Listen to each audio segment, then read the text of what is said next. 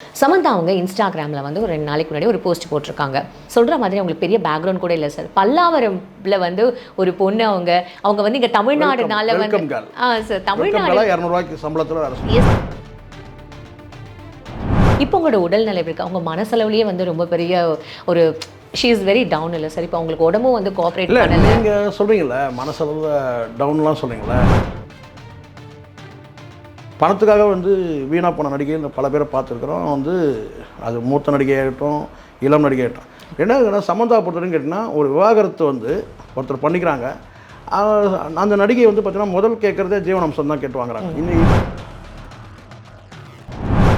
நாக சைதன்யம் வந்து டைவர்ஸ் பண்ணும்போது 200 கோடி கொடுக்கறதுக்கு ரெடியாக இருந்தாங்க. ஆனாமே இருந்தாலும் வந்து பார்த்தீங்கன்னா ஒரு ஜீவனாம்சமாக ஒரு 200 கோடி வருதுன்னு சொன்னால் அதை வர வைக்க தான் பார்ப்பாங்க. தெலுங்கு நடிகர்கிட்ட 25 கோடி வந்து அவங்க கடன் கேட்டிருக்காங்க அப்படின்னு உடனே அவங்க திருப்பி ஒரு இன்ஸ்டாகிராம் போஸ்ட் போட்டாங்க சார். இது யாரையும் டிபெண்ட் பண்ணி இருக்க வேண்டிய சிச்சுவேஷன்ல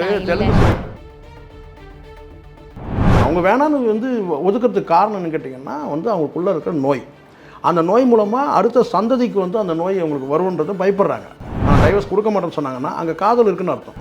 நம்ம காதல் கணவன் தான் விட்டு விலகி போகிறன்றான். சரி, அவங்க நல்ல வாழ்க்கையில் இருந்துக்கட்டும்னு சொல்லிட்டு விட்டு விலகுறாங்க. இப்போ நான் கேட்குறேன், இதே நாகசைதனாக்கு வந்து பார்த்தீங்கன்னா வேறு ஒரு திருமணம் ஆகி அந்த பொண்ணுக்கு குஷ்டரோகம் வருதுன்னு வச்சுங்க, அப்போ என்ன பண்ணுவான்? கொரோனா பீரியடில் ஒரே ஒரு டோலோ போட்டால் சரியாயிடும். உண்மை. எல்லா ஹாஸ்பிட்டலும் என்ன கொடுத்தா தெரியுங்களா உங்களுக்கு? கவர்மெண்ட் ஹாஸ்பிட்டல் வந்து பிரைவேட் எல்லா இடத்துலையும் என்ன கொடுத்தான்னா ரமணா படம் வந்துட்டு போதா சார்? அதே தான் கௌதமி வந்து பார்த்தீங்கன்னா கமலோட வந்து லிவிங் டுகெதரில் தான் தெரியும்ல? ஆமாம் சார், தெரியுங்களா? அது ஊருக்கே தெரியும், எல்லாருக்கும் தெரியும். லிவிங் டுகெதரில் இருந்துட்டு அவங்க விலகி போகும்போது அவங்க என்ன கேட்டாங்க தெரியுமா? கமல் கிட்ட அவங்க என்ன சொல்ல வராங்க தெரியுமா? நீ எவ்வளோ நாள் என்ன நீ யூஸ் பண்ணிக்கிட்டல, அதுக்கு ஏதாவது தரலாமான்னு கேட்கறதாமா? அது பச்சையாக சொன்னால் அதுதான். அவங்க முதல் மனைவி வாணி கமல்ஹாசன் தெரியும் சார். அவங்களும் காஸ்டியூம் டிசைனராக இருந்திருக்காங்க. மைக்கேல் மதன காமராஜன் படத்துல இது மாதிரி நாகேஸ்வரன் ஐகான் ஃபேமிலி அந்த குடும்பத்தை வந்து உங்களுக்கு ஒரு 200 கோடி கொடுக்குறதா அது அவங்க என்ன நினச்சாங்கன்னு கேட்டிங்கன்னா, நீ 200 கோடியில் நீ 2000 கோடி கொடுத்தா அது எனக்கு பிச்சை காசுலாம் இருந்துச்சு அது பொண்ணு. அதான் அப்போ புரிஞ்சிருக்கும் தமிழ்ச்சினா எப்படிப்பட்டவளாக இருப்பாங்க. கணவன் மனைவி ஏதாவது திருமணம் பண்ணி வைக்கிறோம், அது பிள்ளையாக இருக்கட்டும் பொண்ணாக இருக்கட்டும், அவங்களுக்குள்ள ஒத்துமையாக இருக்கணும்னா அதை பார்த்து சந்தோஷப்பட வேண்டியது 2 தாய்மார்களும். சார் ரொம்ப அழகாக சொல்லியிருக்கீங்க. இப்போ தளபதி 69 படம் அவரதோட கடைசி படமாக வந்து அவர் அறிவிச்சிருக்காரு. தெரிஞ்ச விஷயத்தை மட்டும் கன்ஃபார்மான விஷயம், உறுதியான விஷயம் மட்டும் சொல்கிறேன். ஒரு விஷயம் வந்து கேட்டிங்கன்னா, வெற்றிமாறனா வினோத்தா அப்படின்லாம் வரும்போது பார்த்தீங்கன்னா வினோத்ன்றது ஒரு தகவல் வந்துருக்கு. ரெண்டாவது வந்து கேட்டிங்கன்னா, அது நீங்கள் சொன்னீங்களா சமத்தாலாம் அதில் வராங்களா இல்லையான்றதுலாம் எனக்கு தெரியாதுன்னா சொல்லுவேன். ஆனால் இன்னொன்று கேட்டிங்கன்னா, முழுக்க அரசியல் பேசுகிற படம். இந்த இடத்துல வந்து இந்த கோட் படத்துக்கு வந்து விஜயகாந்த் அவர்களை பயன்படுத்துறது மூலமாக வந்து பார்த்தீங்கன்னா அவங்களுக்குள்ள ஒரு நல்ல அண்டர்ஸ்டாண்டிங் இருக்குது. இப்போ என்ன எதனால் பிரேமலதா அவர்கள் வந்து இந்த மாதிரியான ஒரு விஷயம் பேசுனாங்கன்னா, ரஜினிகாந்த் அவர்கள் வேட்டையன் படத்தில் வந்து வெற்றி ஃபார்முலாவாக விஜயகாந்தை வந்து சேர்க்கணுன்ற ஒரு டாப்பிக்கை வந்து அங்கே ஓடிச்சு.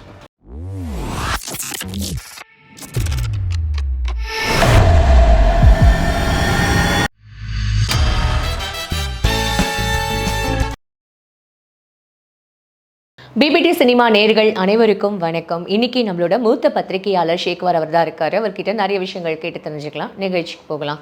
சார் வணக்கம். வணக்கம். சமந்தா அவங்க இன்ஸ்டாகிராமில் வந்து ஒரு 2 நாளைக்கு முன்னாடி ஒரு போஸ்ட் போட்டிருக்காங்க. ஃபீவர் அப்படின்னா யாருமே வந்து பெருசாக டாக்டர்கிட்ட போக வேண்டாம், நான் ஆல்ரெடி வந்து இந்த உடல் தளர்ச்சி இதில் இருக்கேன், ஸோ நான் ரொம்ப கஷ்டப்பட்டு தான் நான் இந்த ஒரு இதுக்கு வந்திருக்கேன். சொல்கிற மாதிரி அவங்களுக்கு பெரிய பேக்ரவுண்ட் கூட இல்லை சார். பல்லாவரம்ல வந்து ஒரு பொண்ணு அவங்க வந்து இங்கே தமிழ்நாடுனால வந்து சார் தமிழ்நாடு 200 ரூபாய்க்கு சம்பளத்தில் வேலை. எஸ் சார், தமிழ்நாட்டில் அவங்க டோன் உங்களுக்கு ஸ்கின் டோன் சரியில்லை அப்படின்னு சொல்லிட்டு இங்கே இருக்கிற ஒரு பெரிய ஒரு நிறுவனம் வந்து அவங்களை ரிஜெக்ட் பண்ணினாங்க. எப்போதுமே நம்ம தமிழ்நாடுக்குன்னு வந்து ஒரு ஸ்டாண்டர்டான ஒரு விஷயம் இருக்குல்ல, ராசி இல்லாத நடிகை அப்படின்னு சொல்லிட்டு முத்திர குதிட்டு வாங்க. ஆனா அதையும் மீறி அவங்க தெலுங்குல நடிச்ச அத்தனை படமுமே ஹிட்னு கூட சொல்லலாம். ஆனா திருப்பி அவங்க இங்க தமிழ்நாட்டுக்கு வந்து ஒரு பயங்கரமான ஒரு மாஸ் ஹிட் கொடுத்தாங்க அப்படின்னு கூட சொல்லலாம் சார். அவங்க நடிச்ச எல்லா படமுமே வந்து இது நடுவில் இந்த மாதிரியான ஒரு சர்ச்சை வரும்போது அவங்க கிளியரா சொல்லியிருக்காங்க, நான் இதை கஷ்டப்பட்டிருக்கேன், நான் அதனால தான் நான் வந்து சொன்னேன் அப்படின்ட்டு. அதுக்கு சரியா பிலிப் அப்படின்ற ஒரு டாக்டர் கூட இவங்க பேர்ல கேஸ் போடணும் அப்படின்ற மாதிரி வந்து ஒரு விஷயம் சொல்லியிருக்காங்க. இப்போ உங்களோட உடல்நிலை இருக்கு, அவங்க மனசளவுலேயே வந்து ரொம்ப பெரிய ஒரு ஷீ இஸ் வெரி டவுன் இல்லை சார். இப்போ அவங்களுக்கு உடம்பும் வந்து கோஆப்ரேட் பண்ணல. நீங்கள் சொல்கிறீங்களே மனசளவில் டவுன்லாம் சொல்கிறீங்களே, நான் சமந்தா பொறுத்த வரைக்கும் நான் அப்படி பார்க்கவே இல்லை. சமந்தா வந்து ஒரு இரும்பு பெண்மணி, இரும்பு பெண்மணி. சினிமாவில் வந்து எவ்வளவோ வந்து பார்த்தீங்கன்னா வேஸ்டான நடிகைகள் நம்ம பார்த்துருக்கோம். வேஸ்டான நடிகைகள்னு கேட்டிங்கன்னா வேஸ்ட் ஆன நடிகைகள், வேஸ்ட் ஆன நடிகைகள் நிறைய பார்த்துருக்குறோம் நம்ம. அது காரணம் கேட்டிங்கன்னா அடிப்படையில் பணம். பணத்துக்காக வந்து வீணாக போன நடிகைகள் பல பேரை பார்த்துருக்குறோம். வந்து அது மூத்த நடிகையாகட்டும், இளம் நடிகையாகட்டும், எல்லா நடிகைகளையும் ஒரு வித்தியாசமான நடிகைன்னு கேட்டால் இன்றைக்கி வந்து திருமணம் என்பதே வந்து தன்னை வந்து பாதுகாக்கிறதுக்கு தான், அல்லது வந்து வருவாய்க்காக தான், அல்லது வந்து கேட்டால் தனக்கு வந்து பொருளாதார அடிப்படையில் தன்னை வலுவாய்க்கு சப்போர்ட் பண்ணணும், அதாவது ஒரு வலுவான ஒரு இடத்துக்கு வரணுன்றதுக்காகவே பல பேர் வந்து பார்த்தீங்கன்னா அவன் 2வது 3வது மறுமணம் கூட பண்ணிக்கிறாங்க சில பேர். அது அவங்களுடைய தனிப்பட்ட இதுன்னு வச்சுக்கோங்களேன். நம்ம அது கிரிட்டிசைஸ் பண்ண மறுமணத்தை நான் கிரிட்டிசைஸ் பண்ணுறதா சில பேர் பேசிட்டு இருக்கிறாங்க. அப்படி இல்லை. அதாவது கேட்டால் எந்த மனமாக இருந்தாலும் மறுமணமாக இருக்கட்டும், அது திருமணமாக இருக்கட்டும், வந்து பார்த்தீங்கன்னா அது வந்து ஒரு நியாயமான காரணங்கள் அடிப்படையில் வந்து உண்மைகளை சிலதை எடுத்து நம்ம பேச வேண்டிய சூழ்நிலை இருக்குன்றதுக்காக நம்ம பேசுகிறோம். எதிர்கால சந்ததி குழந்தைகளுடைய எதிர்காலத்துக்காக தான் நம்ம மறுமணத்தை பற்றி நம்ம பேசுகிறதே ஒன்று. ரெண்டாவது சமந்தா பொறுத்தவரைக்கும் கேட்டிங்கன்னா, ஒரு விவாகரத்து வந்து ஒருத்தர் பண்ணிக்கிறாங்க. அந்த நடிகை வந்து பார்த்தீங்கன்னா முதல் கேட்குறதே ஜீவனாம்சம் தான் கேட்டு வாங்குறாங்க. இன்னைக்கு பல நடிகைகள் பல திருமணம், ஆமாம், பல திருமணங்கள் பண்ணிக்கிட்டு வேண்டான்னு சொல்லிட்டு இவங்க வந்து அதுதான் நான் சொல்ல வரேன். நீங்கள் அதுக்குள்ள அவசரப்படுறீங்க. அதாவது என்னென்னா, பல நடிகைகள் விவாகரத்து பண்ணிவிட்டு அவங்க என்ன செய்யணும் கேட்டால் ஒரு குறிப்பிட்ட தொகையை வந்து அவங்க பாதுகாப்புக்காக வாங்கிக்கிறாங்க ஜீவனாம்சம். அவங்களும் சைலண்ட்டாக கொடுத்துட்றாங்க. ஏன்னா பிரச்சனை வேணாம், ஆனால் நீதிமன்றத்தில் அலைய முடியாது.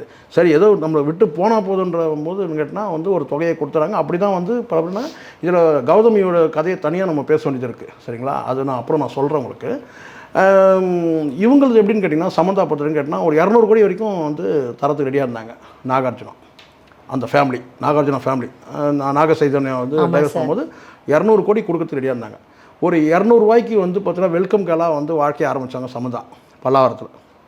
ஆனால் அவங்க வந்து பார்த்தீங்கன்னா 200 கோடி வந்து ஜீவனாம்சம் கொடுக்குறோம் போது பார்த்தீங்கன்னா அது வேணாம்னு சொன்னாங்க. எவ்வளோ பெரிய விஷயம். அது பெரிய விஷயம். ஏன்னு கேட்டிங்கன்னா அவங்கக்கிட்ட வந்து நிறைய பணம் இருந்திருக்கும். அதுக்காக சொல்கிறாங்கல்ல, பணமே இருந்தாலும் வந்து பார்த்தீங்கன்னா ஒரு ஜீவனாம்சமாக ஒரு 200 கோடி வருதுன்னு சொன்னால் அதை வர வைக்க தான் பார்ப்பாங்க. எப்படிப்பட்ட நடிகை, ஏன்னா அப்படிப்பட்ட நடிகைகள் தான் இருக்கிறாங்க. பல நடிகைகளை எடுத்து பேச முடியும், அது அவங்களை கொச்சப்படுத்துறது ஆகிடும். சரிங்களா? ஆனால் கூட அவங்களுக்கு வந்து ஒரு 2 நாளைக்கு முன்னாடி இந்த விஷயங்கள் நடக்கும்போதே இல்லை சார், இன்னொரு அவங்க பேரில் வந்து ஒரு அவதூறு வந்தது. என்ன அப்படின்னா, அவங்களுக்கு ரொம்ப உடம்பு சரியால அவங்கள பார்த்துக்க முடியாமல் தெலுங்கு நடிகர்கிட்ட 25 கோடி வந்து அவங்க கடன் கேட்டிருக்காங்க அப்படின்னு உடனே அவங்க திருப்பி ஒரு இன்ஸ்டாகிராம் போஸ்ட் போட்டாங்க சார். இது யாரையும் நான் டிபெண்ட் பண்ணி இருக்க வேண்டிய சிச்சுவேஷன்ல தெலுங்கு சினிமாவில் கொஞ்சம் நல்லா சமந்தா பற்றி சில செய்திகள் வருதுமா. அது காரணம் கேட்டினா, நாகார்ஜுனா வந்து ஒரு பெரிய ஐக்கான் தெலுங்கு சினிமாவில். நாக சைதன்யா வந்து இவங்க டைவர்ஸ் பண்ணிட்ட பிறகு இவங்க வந்து ஒரு 200 கோடி கொடுத்து ஒரு என்ன சொல்கிறதுன்னா ஒரு செட்டில்மெண்ட் பண்ணிட்டாங்கன்னா நமக்கு சேஃப்னு நினைக்கிறாங்க அவங்க. ஏன்னா அவங்ககிட்ட தெரியல பல ஆயிரம் கோடி சொத்து இருக்குது அவங்கள்ட்ட. இது வந்து சட்டப்பூர்வமாக வந்து நம்ம வந்து இதை கொடுத்து செட்டில்மெண்ட் பண்ணிட்டோம்னா நமக்கு வந்து சேஃப்னு நினைக்கிறோம். ஆனால் டைவர்ஸ் ஆகிடுச்சு, இப்போவும் அவங்க சேஃப் தான். ஆனால் அது முறைப்படி விவாகரத்து கொடுத்து பண்ணால் அது வந்து சேஃப், எல்லா வகையிலும் சட்டப்பூர்வமாக சேஃப்னு நினைக்கிறாங்க ஒன்று.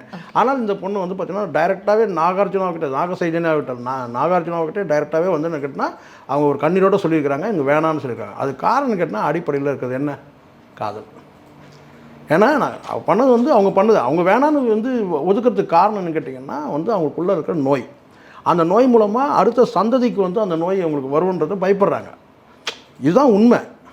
என்னன்னு கேட்டிங்கன்னா, இந்த நோய் இருக்கிறதுனால அவங்க அடுத்து வரக்கூடிய வந்து பரம்பரையாக வரக்கூடிய நோயாக அவங்க வந்து பார்க்குறாங்க. அதனால் என்ன செய்யணும்னு கேட்டிங்கன்னா வந்து வேணான்னு வந்து அப்படி ஒதுக்குறது தான்.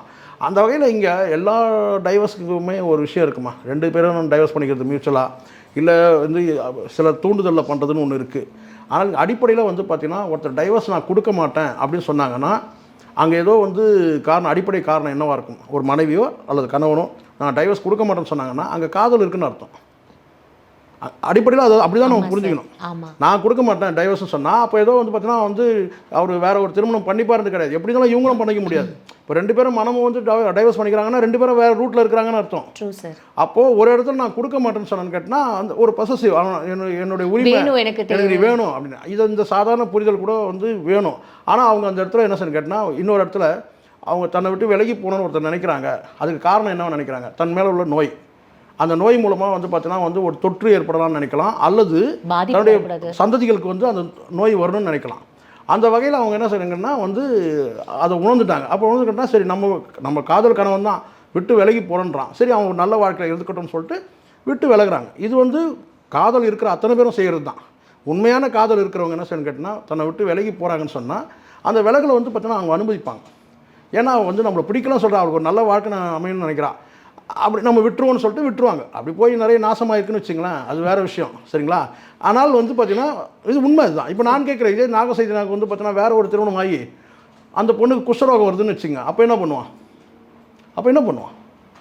இப்போ நான் ஒன்று கேட்குறேம்மா, சாதாரண குடும்பங்கள் கேட்குறேன். எனக்கு தெரிஞ்சு ஒருத்தர் இருக்கிறார், அவங்க மனைவிக்கு வந்து பார்த்தீங்கன்னா ஒரு திருமணமாகி ஒரு 5 வருஷம் தான் இருக்குது, 2 பிள்ளைகள் ஆகிடுச்சு, இடுப்பு கீழே செயல் இருந்துச்சு. கிட்டத்தட்ட ஒரு 20 வருஷம் இருந்தாங்க அந்த மாதிரி, இடுப்பு கீழே செயல் இருந்துச்சு. ஆனால் 20 வருஷம் இருந்தாங்க. 20 வருஷம் வந்து வீல் சேரில் தான் இருந்தாங்க. 20 வருஷம் அவர் தூக்கிட்டு தான் போனார், தூக்கிட்டு தான் வந்தார். அந்த குழந்தைங்களும் வளர்ந்து பெருசாகிடுச்சு. கிட்டத்தட்ட 20 வருஷம் ஆகிடுச்சு. அந்த பையன் வேறு திருமணம் பண்ணிக்கவே இல்லை. அதுக்கப்புறம் ஒரு கிட்டத்தட்ட ஒரு அந்த பிள்ளைகளுக்கெல்லாம் கல்யாணம் ஆன பிறகு அதுக்கப்புறம் இருந்தாங்க. அவருடைய வாழ்க்கையே முடிஞ்சிச்சு. இன்னொரு கல்யாணம் அவர் பண்ணிக்க முடியாது, முடிஞ்சிச்சு. கிட்டத்தட்ட 45-50 வயசு ஆகிடுச்சு. எதுக்கு இது மாதிரி பல உதாரணங்கள் இருக்குது. நீங்கள் ஒரு காதல் கணவர் வந்து பார்த்தீங்கன்னா ஒரு பாதியில் ஒன்று நடந்துடுச்சுமா, ஒருத்தர் வந்து ஒரு ஆக்சிடென்ட்லேயே ஒருத்தர் ஆயிடுறாங்க. அது மாதிரி கல்யாணம் இது வந்து இதை ஒரு விபத்தை நடத்துக்கணும். இப்போ எஸ் சார், ஒருவேளை இது நார்மல் ஜென்ரல் பப்ளிக்கு இல்லை இவங்க வந்து ஒரு சினிமா செலிபிரிட்டின்றதுனால அந்த ஒரு பாதிப்பு அவங்களுக்கு ஏற்பட்டுரும் அவங்க யோசிச்சிருக்கலாம். சொல்கிறோமா, இங்கே கண்ணுக்கு தெரிஞ்ச இப்போ நீங்கள் சொல்கிறீங்க இல்லையா, அந்த அம்மா சொல்கிறாங்க என்னன்னு கேட்டால், எனக்கு இந்த மாதிரியான ஒரு எலும்பு தேய்மான நோயின்னு நினைக்கிறேன், அப்படிதான் அந்த நோய். அவங்க சொல்கிறாங்க, என்ன சொல்கிறாங்கன்னா இந்த மெடிசன் எடுத்துக்கலாம் அப்படின்னு சொல்கிறாங்க. இதுக்கு நடுவில் ஒருத்தன் வரான், நான் கேட்டேன்னா ஒரு மெடிக்கல் மாபியாவும் இருப்பான் கண்டிப்பாக. இதை வந்து பார்த்தீங்கன்னா அவங்க வந்து இப்போ நான் கேட்குறேன், சமந்தா சொல்கிறதுனால இப்படி சொல்கிறீங்க, கொரோனா பீரியடில் ஒரே ஒரு டோலோ போட்டால் சரியாயிடும். உண்மை. எல்லா ஹாஸ்பிட்டலும் என்ன கொடுத்தான் தெரியுங்களா உங்களுக்கு? கவர்மெண்ட் ஹாஸ்பிட்டல் வந்து ப்ரைவேட்டில் எல்லா இடத்துலையும் என்ன கொடுத்தான்னா டோலோவும் பேராசிட்டமாலும் கொடுத்தான். 3 வேளை ரசம் போட்டு நல்ல சோறு கொடுத்தான். ரசம் தான் கொடுத்தான். நம்ம வீட்டில் ரசம் சாப்பிட மாட்டோம். ரசத்தை ஒதுக்குறவங்க நிறைய பேர் இருக்கிறாங்க. ஆனால் ரசத்தில் எவ்வளோ விஷயம் இருக்குல்ல, தெரியும் இல்லையா? அப்படின்னா அங்கே வந்து பார்த்தீங்கன்னா வந்து மிளகும் ஜீரகம், அதுக்கப்புறம் ஒரு டோலோ, இதுதான் மருந்து. இதை சொன்னால் நம்மளை தூக்கி ஜெயிலில் போட்டுருப்பாங்க அந்த டைமில். ஏன்னா அப்போ அதை பற்றி சொல்கிறது கூட பயமாக இருந்துச்சு. எதை சொன்னாலும் வந்து பார்த்தீங்கன்னா நாட்டு வைத்தியம் ஒருத்தர் சொன்னால் அவனை தூக்கி உள்ள வச்சுட்டாங்க. ஏன்னா இதுக்கு பின்னாடி மெடிக்கல் இப்போ போய் இவங்க வந்து பிரபலமானவங்க, வந்து நம்ம சமந்தா வந்து பிரபலமானவங்க. இது அவங்க சொல்லும்போது இதுக்கு பின்னாடி மிகப்பெரிய வியாபாரம் நடக்குது எல்லாரும். இப்போ நீங்கள் வந்து சாதாரணமாக ஒரு ப்ரைவேட் ஹாஸ்பிட்டல்லையும் ஒரு கவர்மெண்ட் ஹாஸ்பிட்டலில் போகிறது வித்தியாசம் இருக்குது. நீங்கள் சாதாரணமாக நீங்கள் வந்து ஒரு கவர்மெண்ட் ஹாஸ்பிட்டலில் போனீங்கன்னா அங்கே கொடுக்குற ட்ரீட்மெண்ட் வேறு. அதே நோய்க்கு நீங்கள் ப்ரைவேட் போனீங்கன்னா மொத்த செக்அப் பண்ணி எழுதி கொடுத்துருக்காங்கன்னா இருக்குது. இது வந்து மக்கள்கிட்ட வந்து அந்த மருத்துவம் ரமணா படம் வந்துட்டு போதா சார்? அதே தான் அதனால தான் வந்து பார்த்தீங்கன்னா வந்து விஜயகாந்த் வந்து எந்த நிலைமைக்கு ஆகிட்டாங்க பார்த்தீங்களா? அது கூட இருக்கலாம், பின்னாடி ஒரு காரணமாக இருக்கலாம். ஒரு சந்தேகம் எனக்கு இருக்குது உள்ளுக்குள்ளே, அதை நீங்கள் கிளறி விட்டீங்க. என்னென்னா அவர் வந்து மெடிக்கல் மிகப்பெரிய மாபியா, அது வந்து பார்த்தீங்கன்னா வந்து ஒரு ஸ்கேம், அது மெடிக்கல் ஸ்கேம். அதை உடைச்சார். பெரிய ஸ்டார் அரண்டு உண்டு போயிட்டானுங்க மொத்தம் மெடிக்கல் அந்த என்ன சொன்னால் அந்த செக்டார் ஃபுல்லாகவே. அப்போ அவர் கடைசியில் மெடிக்கலாக தான் அவர் வந்து இறந்தார். அதுவும் கூட ஒரு காரணமாக இருக்கலாம் சொல்கிறேன் நான். அதனால் இப்போ இந்த சமந்தா அவர்கள் வந்து துணிஞ்சு சொல்கிறாங்க. என்ன கேட்டால் எனக்கு இருக்கிற இந்த நோய்க்கு வந்து அவங்க எதிர்த்து போராடுறாங்க.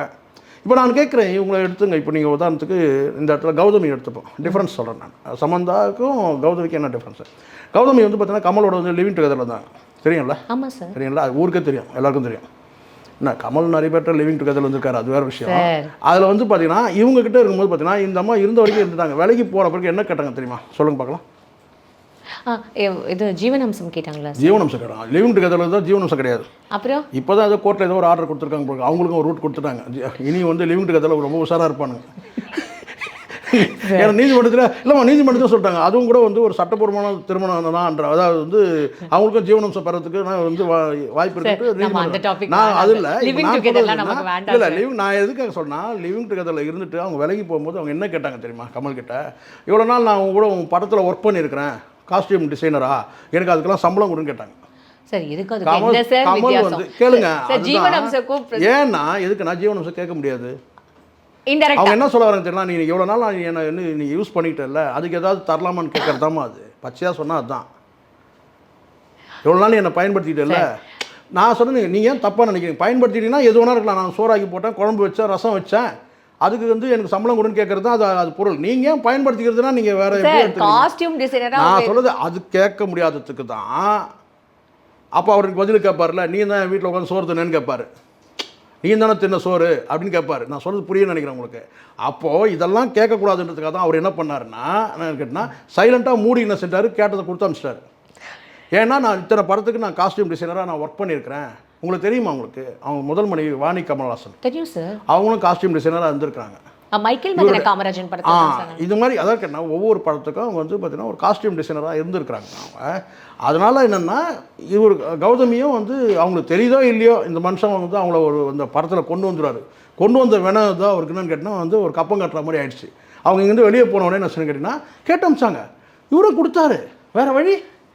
ஓகே சார், இப்போ நம்ம வந்து இந்த சமந்தா அவர்கள் பற்றி பேசிகிட்டே இருக்கும்போது இப்போ எதுக்காக சொன்னேன்னா, அப்படிப்பட்டவங்கெல்லாம் கேட்டு ஏதோ ஒரு ரூட்டில் பணம் பறிக்கும்போது மிகப்பெரிய வந்து பல ஆயிரம் கோடி சொத்து வச்சிருக்கிற ஐகான் ஃபேமிலி, அந்த குடும்பத்தை வந்து உங்களுக்கு ஒரு 200 கோடி கொடுக்குறதா, அது அவங்க என்ன நினச்சாங்கன்னு கேட்டிங்கன்னா, நீ 200 கோடி இல்லை நீ 2000 கோடி கொடுத்தாடா அது எனக்கு பிச்சை காசுலாம் இருந்துச்சு அந்த பொண்ணு.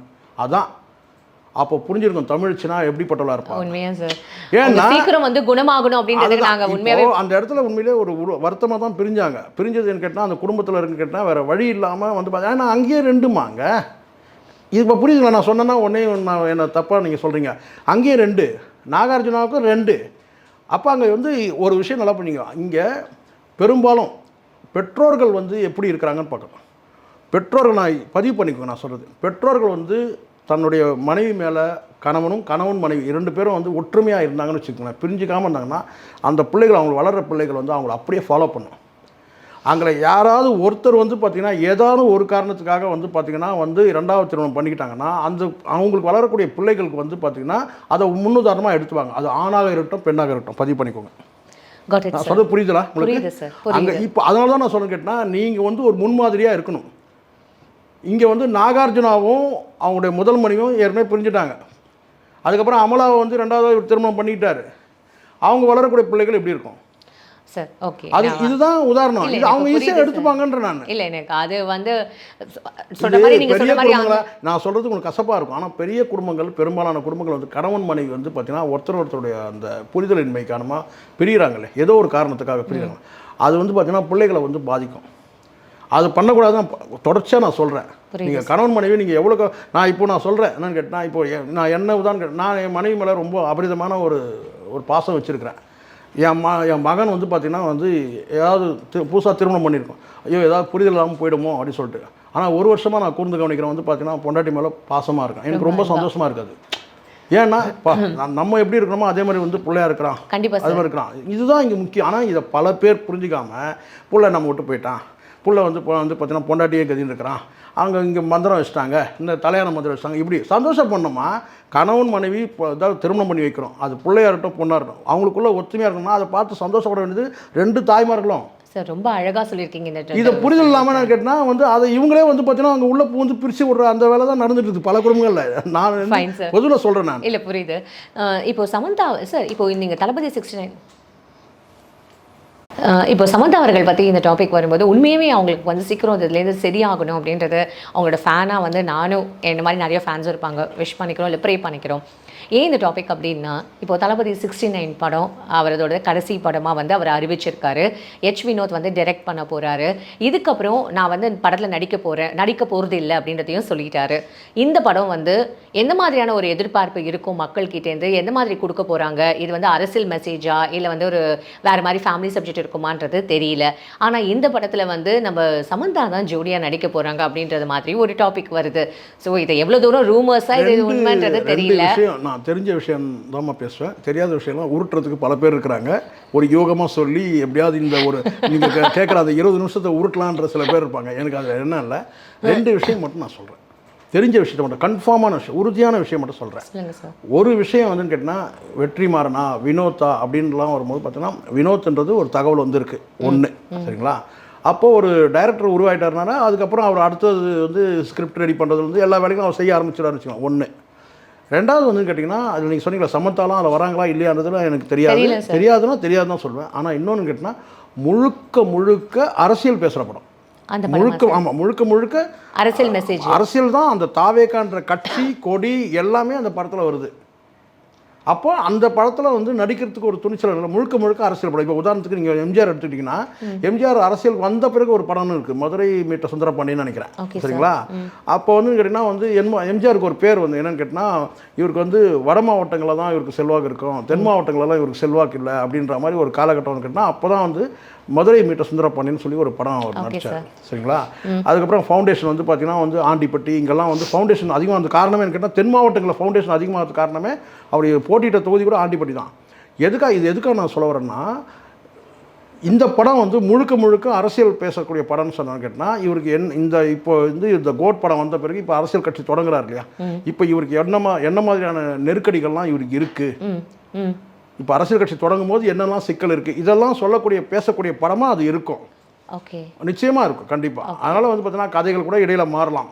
ஓகே, ஏன்னா அரசியல் கட்சி வந்து வராரு. இப்போ அடுத்த கட்டம்னு கேட்டால் விஜய் அவர்கள் வந்து அரசியல் மாநாட்டுக்கு தயாராகிறாரு. ஆமாம் சார். அப்போது இதுக்கு வந்து கேட்டால் நிச்சயமாக அந்த படம் வந்து கண்டிப்பாக இருக்குது, இது ரிலேட்டடாக தான் இருக்குது, கண்டிப்பாக இருக்குது. ஆனால் முழுக்க அரசியல் பேசுகிற படம். Fine sir. இப்போது வந்து உப்மா படம் எடுக்கிறவங்க எல்லாருமே விஜயகாந்த் அவர்களை யூஸ் பண்ணிக்கிறாங்க அப்படின்னு சொல்லிட்டு பிரேமலதா விஜயகாந்த் அவர்கள் வந்து ஒரு விஷயத்த பேசியிருக்காங்க சார்.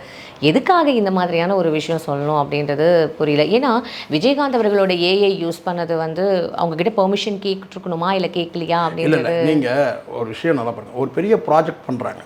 ஒரு பெரிய ப்ராஜெக்ட் பண்ணும்போது வந்து பார்த்திங்கன்னா கண்டிப்பாக இதெல்லாம் வந்து இறந்த விஜயகாந்த் அவர்களை வந்து பயன்படுத்துகிறாங்கன்னா இங்கே முதல்ல ஒரு விஷயம், முதல்ல விஜயகாந்த்னா யாருன்றது தெரியும், பிரேமலதா யாருன்றதும் தெரியும், அவருடைய மகன்கள் யாருன்றதும் தெரியும். இங்கே எல்லாருக்கும் வந்து தனித்தனி குணாதிசயங்கள் இருக்குது, இதெல்லாம் தெரியும். ஊருக்கே தெரியும் சொல்ல வரேன், விஜய்க்கு தெரியும் சொல்ல, ஊருக்கே தெரியும். இப்போது இந்த இடத்துல வந்து பார்த்திங்கன்னா இப்போ நான் அரசியல் பேசக்கூடாதுன்னு நான் கொஞ்சம் கட்டுப்பாடோடு பேசுகிறேன், சரிங்களா. இந்த இடத்துல வந்து இந்த கோட் படத்துக்கு வந்து விஜயகாந்த் அவர்களை பயன்படுத்துறது மூலமாக வந்து பார்த்திங்கன்னா அவங்களுக்குள்ள ஒரு நல்ல அண்டர்ஸ்டாண்டிங் இருக்குது. யாருக்குள்ள அண்டர்ஸ்டாண்டிங் இருக்குது? பிரேமலதா அவர்களுக்கும் இருக்குது, விஜய்க்கும் இருக்குது, சரிங்களா. அப்போ எழுத்துப்பூர்வமாக ஏதோ ஒன்று செய்யாமலாம் வந்து இது நடக்காது ஒன்று. அல்லது ஒரு அண்டர்ஸ்டாண்டிங் சொன்னால் வந்து பார்த்தீங்கன்னா இந்த படத்தில் வந்து விஜயகாந்த் அவர்களை பயன்படுத்தும் போது அங்கே வந்து பார்த்தீங்கன்னா வந்து அநேகமாக ஒரு பாடலுக்காக இருக்கலாம், அல்லது வேறு ஏதாவது ஒரு காட்சிக்காக கூட இருக்கலாம், சரிங்களா. அங்கே வந்து பார்த்திங்கன்னா வந்து இவர் நம்ம சண்முக பாண்டியன், விஜயகாந்தோட இரண்டாவது மகன் இருக்காங்க. ஸோ சண்முக பாண்டியன் அவருக்கு வந்து பார்த்திங்கன்னா வந்து ரோல் இருக்குமா? இல்லை அந்த ஒரு படத்தில் வந்து பார்த்தீங்கன்னா விஜய் வந்து ஒரு கெஸ்ட் ரோல் பண்ணுற மாதிரி ஒரு டாபிக் இருக்குது. ஸோ ஒரு கிவ் அண்ட் டேக்கன் தான். இதில் வந்து இவரை பயன்படுத்தும் போது அங்கேயும் வந்து பார்த்தீங்கன்னா வந்து சண்முக பாண்டியனுக்கும் வந்து ஒரு கெஸ்ட் ரோல் பண்ணணும். ஏன்னா செந்தூரபாண்டி படத்தில் வந்து ஒரு கெஸ்ட் ரோல் பண்ணாரு அப்படின்ற ஒரு புரிதல் இருக்குது. இப்போ என்ன எதனால் பிரேமலதா அவர்கள் வந்து இது மாதிரியான ஒரு விஷயம் பேசுனாங்கன்னா, ரஜினிகாந்த் அவர்கள் வேட்டையின் படத்தில் வந்து வெற்றி ஃபார்முலாவாக விஜயகாந்தை வந்து சேர்க்கணுன்ற ஒரு டாப்பிக்கை வந்து அங்கே ஓடிச்சு. அப்போ வந்து என்னென்னு கேட்டிங்கன்னா அவங்க வந்து இந்த வார்த்தையை சொல்கிறாங்க. என்னென்னு கேட்டிங்கன்னா உப்மா படங்களுக்கெல்லாம் வந்து அவங்களுடைய லாங்குவேஜில் சொல்கிறாங்க அவங்க, சரிங்களா. இவ்வளோ நேரம் எங்கள் ரொம்ப அழகாக எங்களுக்கு எல்லா விஷயமும் எக்ஸ்பிளைன் பண்ணிங்க சார். சினிமா விஷயங்களையும் தாண்டி உளவு பூர்வமாக வந்து எல்லா விஷயங்களும் எங்களுக்கு ஷேர் பண்ணியிருக்கீங்க சார். நிறைய பேர் இது வந்து ரசித்து இல்லை சிரித்து கூட பார்த்துருப்பாங்கன்னு நான் நம்புகிறேன் சார். மீண்டும் அடுத்த இன்டர்வியூவில் உங்களை கண்டிப்பாக மீட் பண்ணுறேன். ரொம்ப நன்றி சார்.